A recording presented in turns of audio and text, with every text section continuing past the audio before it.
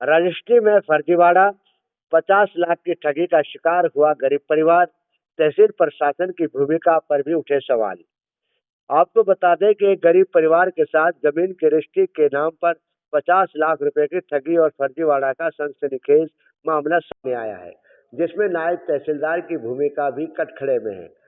पीड़ित शमीम अहमद निवासी शादीपुर ने न्यू एसपी को दी शिकायत में कहा कि फारूक, मुबीन और पंकज और चीकू ने षड्यंत्र रचते हुए एक फर्जी सौदे के तहत उसके साथ धोखाधड़ी की है।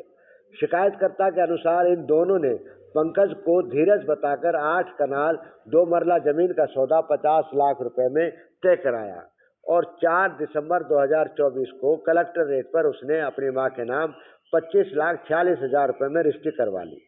बाद में पता चला कि रजिस्ट्री में असली मालिक धीरज की आईडी का गलत इस्तेमाल हुआ है, जिस बारे असल मालिक ने उसके और अन्य लोगों के खिलाफ पुलिस में शिकायत दे दी।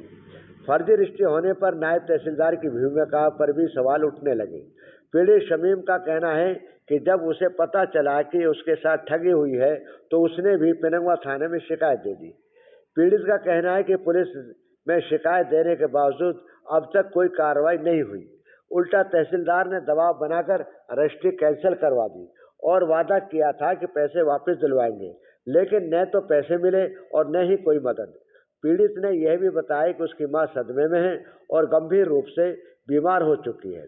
अब शमीम ने एसपी नूह को शिकायत देकर मांग की है कि आरोपियों के खिलाफ सख्त कानूनी कार्रवाई की जाए और उसकी रकम वापस दिलवाई जाए। इस मामले में तहसील सतर पर हो रहे भ्रष्टाचार की पोल को गंभीरता से उजागर कर दिया है।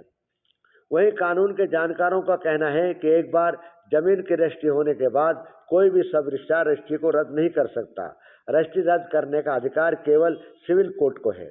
वहीं जब इस बारे में पुनाना के नायब तहसीलदार नरेंद्र भारद्वाज से बात की गई तो उन्होंने इसकी जानकारी होने से साफ इनकार किया और कहा कि मेरा इससे कोई लेना देना नहीं है। खबर है टीवी चैनल के लिए मेवाड़ से यूनुस अली पत्रकार की रिपोर्ट। हमारे चैनल को सब्सक्राइब, लाइक और शेयर करें। धन्यवाद। फिर मिलते हैं किसी बड़ी खबर के साथ। आपका नाम क्या है, कौन सा गांव है और ये मसला क्या है पूरा? मेरा नाम समीम है। मैं बैगन पैमा रोड पर रहता हूँ और मुझे एक ज़मीन की ज़रूरत थी पिनंगवा में, वो डाना रोड पर थी और मेरे पास फारूक और मुबीन और धीरज नाम के बैगन व्यक्ति आया। ठीक है, लोग इनकी ज़मीन है और ये ऐसे ऐसे बिक रही है, 50 लाख रुपए में मैंने वो खरीद ली। ठीक है, पहले उसका एग्रीमेंट हो, मैंने एग्रीमेंट में 5 लाख रुपए दिए तहसीलदार ना होने की वजह से। ठीक है, मैंने एग्रीमेंट करवा लिया। ठीक है, एग्रीमेंट के बाद 2 दिन बाद रजिस्ट्री करवाई मैंने। ठीक, और वो रजिस्ट्री हो चुकी, मैंने उसकी सारी पेमेंट उन्हें दे दी। ठीक, बाद में 10 या 15 दिन बाद वो मेरे पास आया धीरज का बड़ा भाई कि धीरज ये नहीं, धीरज मैं हूँ।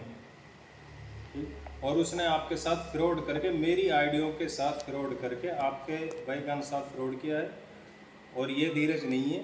ठीक है, धीरज मैं हूँ, ये मेरी आईडी। उन्होंने सारी आईडी मुझे दिखाई। वो कौन था जिसने रजिस्ट्री कराई थी, क्या नाम बताया था? उसका नाम पंकज था, चीकू उर्फ पंकज, वो उसका छोटा भाई था।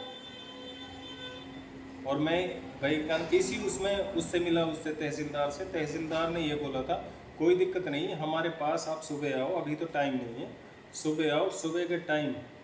ठीक है, हम आपसे मिलेंगे और एसडीएम भी यहीं मौजूद होगा। एसडीएम के कमरे में जब मैं सुबह गया तो एसडीएम के कमरे में तहसीलदार बैठा था, मैं बैठा था और वो बैठे थे चीकू के जो चाचा ताऊ थे, जितने भी थे। ठीक है, वो बैठे थे। उन्होंने मुझसे बोला था आप ऐसे करो, उनके खिलाफ एफआईआर लॉन्च करवा दो। ठीक, आप भाई का आना और हम आपका साथ देंगे, हम ही एफआईआर लॉन्च करवा देते हैं आपकी। तो उन्होंने भाई का, मैंने उनकी बात मानकर, ठीक है, मैंने उनकी बात मानकर मैंने बोला था एफआईआर लॉन्च आप करवा रहे हैं तो कोई दिक्कत नहीं। उन्होंने कहा था कि आप रजिस्ट्री कैंसिल करवा दें, रजिस्ट्री में कोई वो नहीं है, हम आपकी पूरी रकम कैश दिवा रहे हैं और कल ही कैश करवा देंगे। भाई का रकमों का अपनी मम्मी को लिया ना कल। ठीक, मैं अपनी मम्मी को लेकर वहाँ गया तहसील में। तो जब तहसील में पहुँचा तो वहाँ मैंने भाई कहा नाम है, मुझे अंदर जाने नहीं दिया तहसीलदार। कहाँ नहीं जाने दिया? अंदर कमरे में जहाँ रजिस्ट्री होती है, जहाँ फ़ोटो वगैरह खींचते हैं, अच्छा। अंदर नहीं जाने दिया। तो हमारी मम्मी को ले गए, मम्मी पे क्या लिखवाया क्या नहीं लिखवाया ये मैं नहीं जानता। ठीक है, तो कुल मिलाकर उन्होंने रजिस्ट्री को कैंसिल कर दी। और जब भी अब मैं जाता हूँ तो बात किस किस की हुई थी, कहाँ हुई थी, कैसे हुई थी आप लोगों की? वह पैसे देने की, रजिस्ट्री कैंसिल करने की या शिकायत करने की? ये एसडीएम ऑफिस में हुई थी। एसडीएम ऑफिस में हुई थी। एसडीएम मौजूद था, तहसीलदार मौजूद था और मैं था वहाँ पे। ठीक है, तहसीलदार ने ही मुझसे बोला था कि आप रजिस्ट्री को कैंसिल करवा दो, कोई दिक्कत नहीं, फ्रॉड तरीके से हुई है, ये तब भी कैंसिल होगी, तब भी कैंसिल होगी। फिर क्या रहा? फिर मैंने वो रजिस्ट्री, उनकी बातों में आकर रजिस्ट्री कैंसिल करवा दी और ना मुझे पैसे मिले और ना मुझे ज़मीन मिली। और ज़मीन की शायद हम उनके पास जाता हूँ, बात नहीं करते।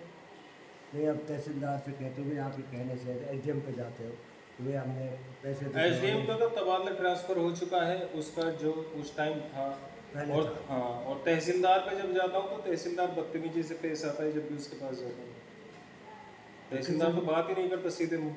और जो भी मैंने एफआईआर का जो भी है, जो भी मैंने कंप्लेंट वहाँ पे नवा थाने में दी है, ठीक है, उन्होंने आज तक कोई कार्रवाई नहीं की। ठीक है, वो शुक्राम है, शुक्राम में भी आज तक कोई कार्रवाई नहीं की। तो इससे जो तुम्हारे खिलाफ शिकायत दी थी, तुमको नोटिस भेजा, उसका क्या रहा शिकायत का?